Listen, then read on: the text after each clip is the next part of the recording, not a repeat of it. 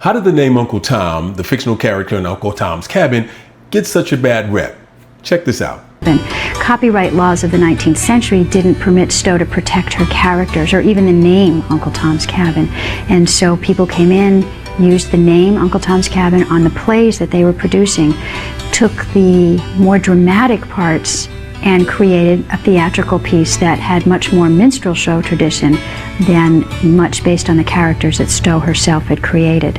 So Tom, in Stowe's book, who started out as a very young man, a very principled man who truly was willing to be sold further into slavery as opposed to running away to freedom in the North.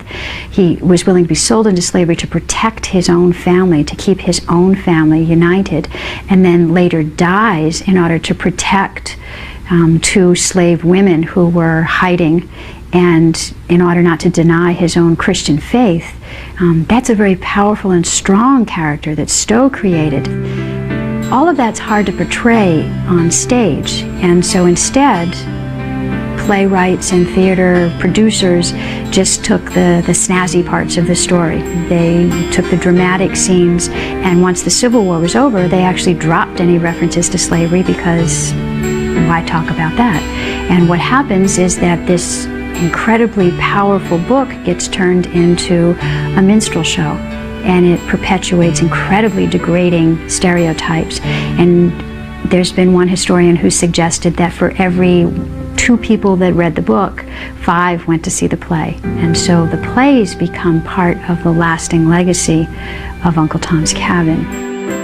Naturally, people are going to the theaters to be entertained. They want to laugh. That's what brings them out. And so because Uncle Tom's Cabin was such a disturbing story, full of a lot of heartbreak, they changed the character of Uncle Tom into this flunky who would shuffle on stage, and his vocal speech, his physical traits and mannerisms were exaggerated to the point that they were comical. And people assumed that, well, if an Uncle Tom is a person that's just laughable and a sellout of their race, because that's what they changed Uncle Tom to be. He was a sellout of his race in these Tom shows. People didn't want to be associated with that type of character.